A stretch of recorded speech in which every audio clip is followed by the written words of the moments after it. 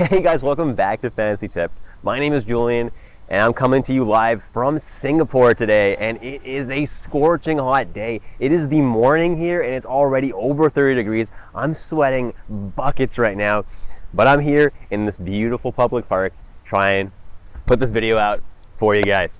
This is the waiver wire video for week 15, and I'm coming to you guys with some solid suggestions that you can pick up to help you win this coming week. As usual, guys, before we get started, please leave a like and hit that subscribe button if you haven't already. And without further ado, let's jump right into the content and let's start with the schedule for week 15. Now, on Monday, there are 11 games. Tuesday, there are 8. Wednesday, 5. Thursday, 13. Friday, 2. Saturday, 14. And Sunday, 5 games. This means that Monday, even though that's usually an off night, is definitely not this week. There's a lot of games on Monday. So the off nights are Wednesday, Friday, and Sunday. And those off nights are actually pretty important this week because, as you can see, the days that have a lot of games have a lot of games. The busy nights are busy. So the less busy nights are definitely going to want to fill up with guys that play on those off nights. Now, looking at teams that have a really favorable schedule, the number one team that pops out this week is the Philadelphia Flyers.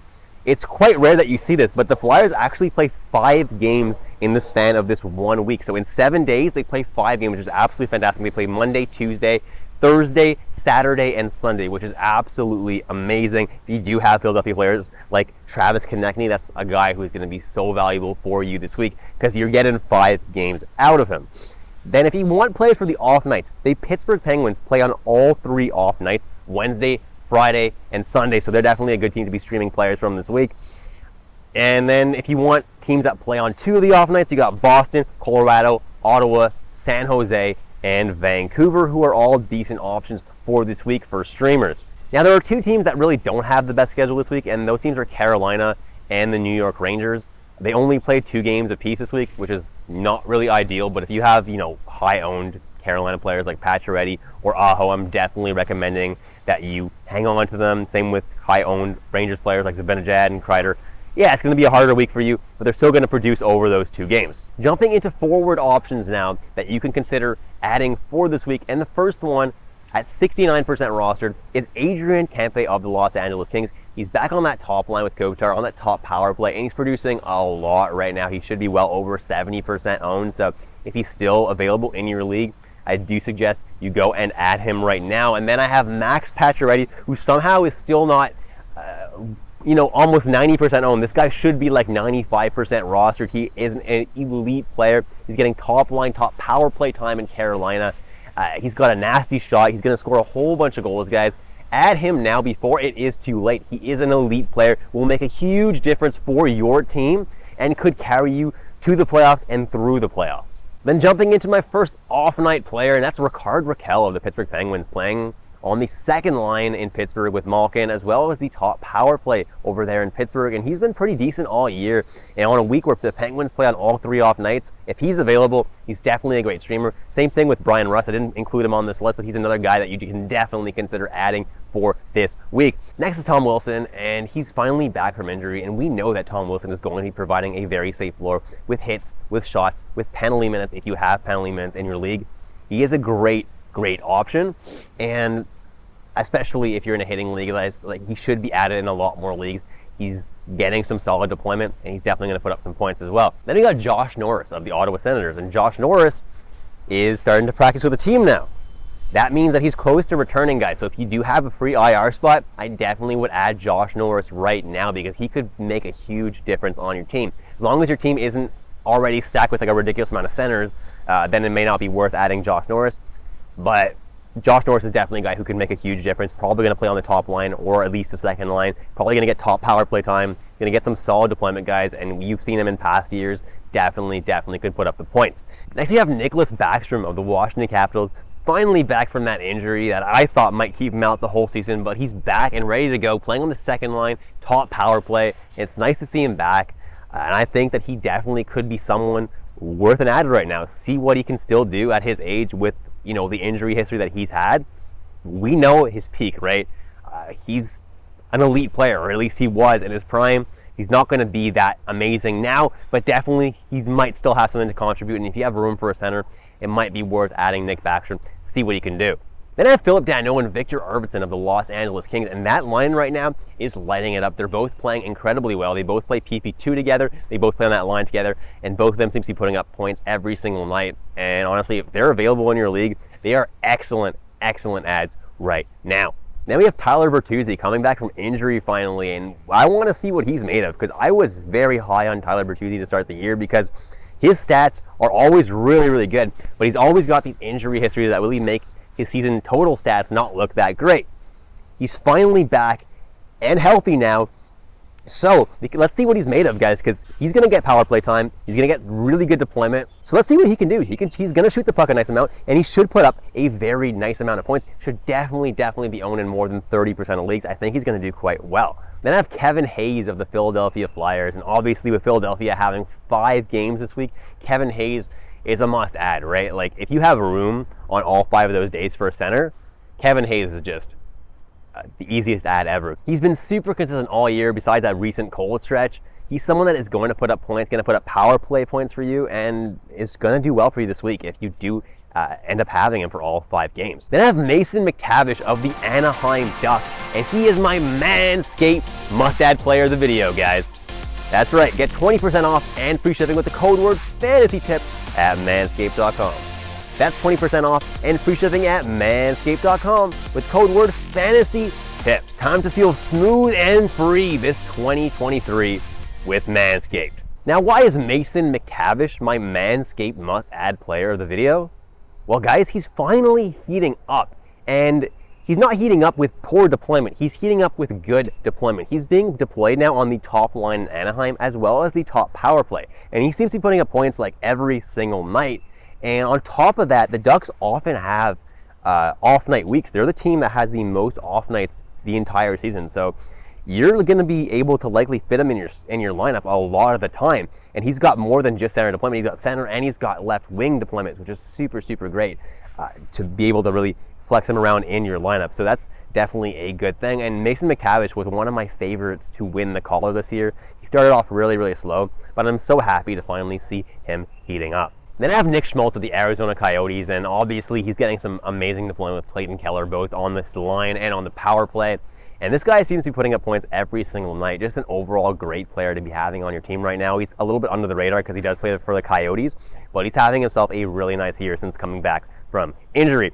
Then I have Calle Jarnkrok, and I thought last week might be the last week that I include him on this list because he did cool down a little bit for a couple games, but he came back and he's putting up points once again on that line with Tavares and Marner. And as long as he's sticking on that line, as long as he's actually putting up points on that line, guys, he is an excellent player to have on your team. Then I have Evan Rodriguez, who's getting some amazing deployment right now on the right wing on Nathan McKinnon's line with Arturi Lehkonen as well, and that's a great place for him to be, and he seems to be putting up quite a few points lately, and as long as he keeps up that hot pace and sticks on that top line, guys, Rodriguez is definitely someone that I'm looking at, especially in deeper leagues right now. Then I have Morgan Frost, who's playing on the top line with JVR and Owen Tippett, as well as the top power play. He's getting some great deployment. He's actually performing right now.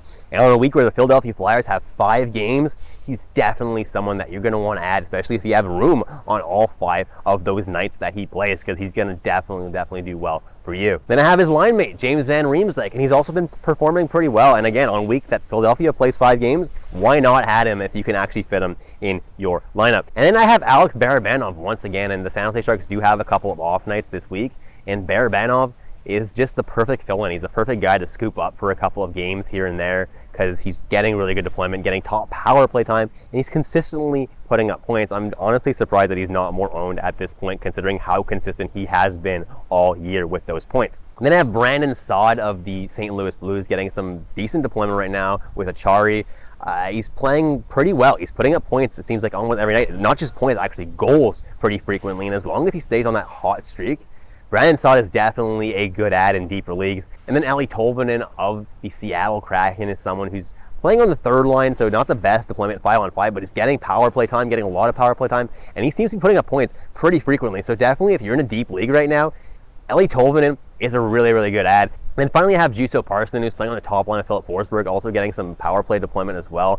And as of late, he's performing pretty well. I mean, it definitely pays to be playing with Philip Forsberg. So if you're in a deep league, you need a center, he's definitely a good option. Ooh, I hope what I'm saying, guys, makes sense. It's really hot out here, so I'm trying to process words, and it's a little bit harder than usual, but trying to get through this.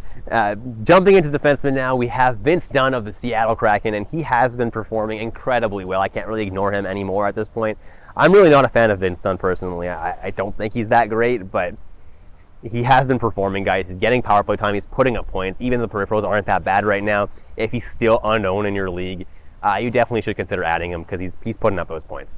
And then obviously Eric Gustafsson's another guy to consider adding. With John Carlson out long term, he's that top power play guy in Washington. With Ovi, with Baström, with Kuznetsov, it's a good deployment to be in, and he has been putting up points in that spot. Then I have two Philadelphia Flyers, Provorov and Cam York. I was going to include D'Angelo here as well, but he's a little bit over 70% rostered. But if he is available in your league, definitely D'Angelo would be my priority over these two guys. But York is getting some power play 2 time, and Provorov is just a guy who likes to block a lot of shots, so he gives you a safe floor. And if you do have room for a defenseman on all 5 of the nights that Philadelphia plays, which is more likely than having room for a forward on all 5 of those nights, then these guys are actually some decent streamers for you because you're going to get 5 games out of these guys this week. Even though they're not necessarily the best defensemen out there on the waiver wire for you, just the fact that you're going to get 5 games from them may be worth the pickup for them. And then finally I have Ty Smith, and he's not very good. I'm not gonna sit here and argue that he's a great defenseman, but Pittsburgh has been deploying him on their top power play with Letang out, and as long as he is there, he's an okay ad for those off nights that Pittsburgh has this week.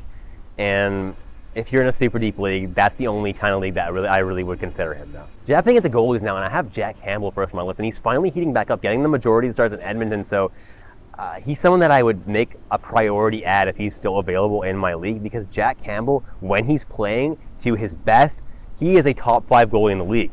When he's playing not at his best, as you've been seeing for weeks now, he's like a bottom 10 goalie in the league, right?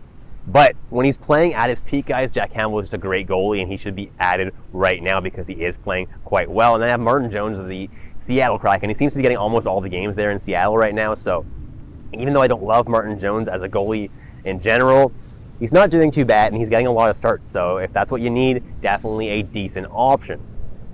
Then I have Felix Copley of the LA Kings, and I included him as my Manscaped must-add a couple weeks ago. Copley is someone that you just have to add right now. If you're in need of a goalie, guys, Copley's getting like all the starts in LA right now, except for like the back-to-backs where Quick is going to get it.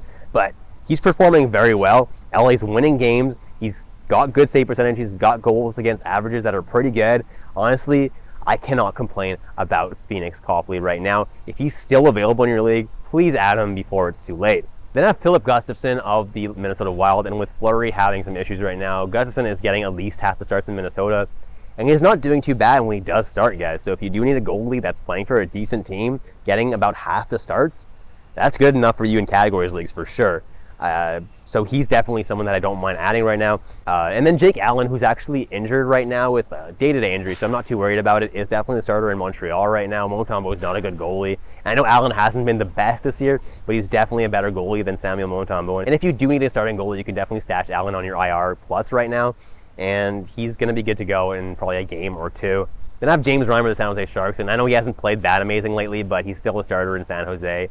And if you do need a starting goalie who's pretty decent, usually Reimer's a pretty good option. And then I have Casey DeSmith of the Pittsburgh Penguins, and I don't think Jari's going to be out for that much longer, but as long as Jari is out, DeSmith is the backup, although he was pulled and Tokarski had a really nice game the other night, so we're going to have to keep an eye on that situation as well.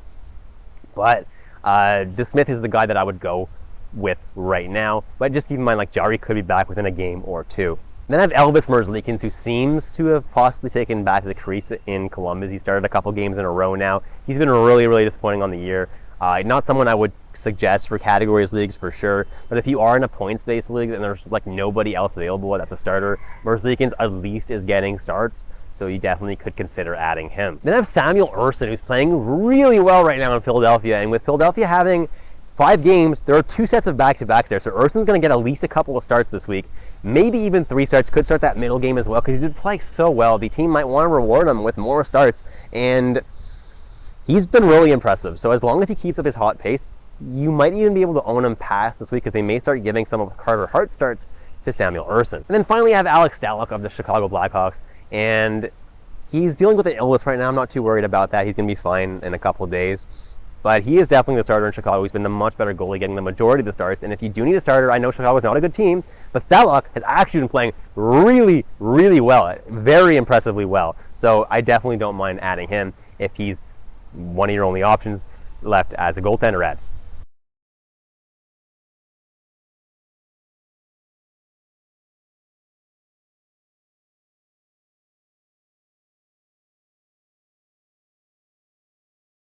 And that's it, guys. Thank you so much for watching all the way through. I know I'm sweating so bad. I know it doesn't look great on camera, but I appreciate you watching all the way through. And if you did enjoy the content today, please leave a like and hit that subscribe button. If you do want to take your support to the next level, guys, you can check me out on Patreon. The link is in the description below. Thanks so much, guys, and I'll catch you in the next episode of Fantasy Tipped.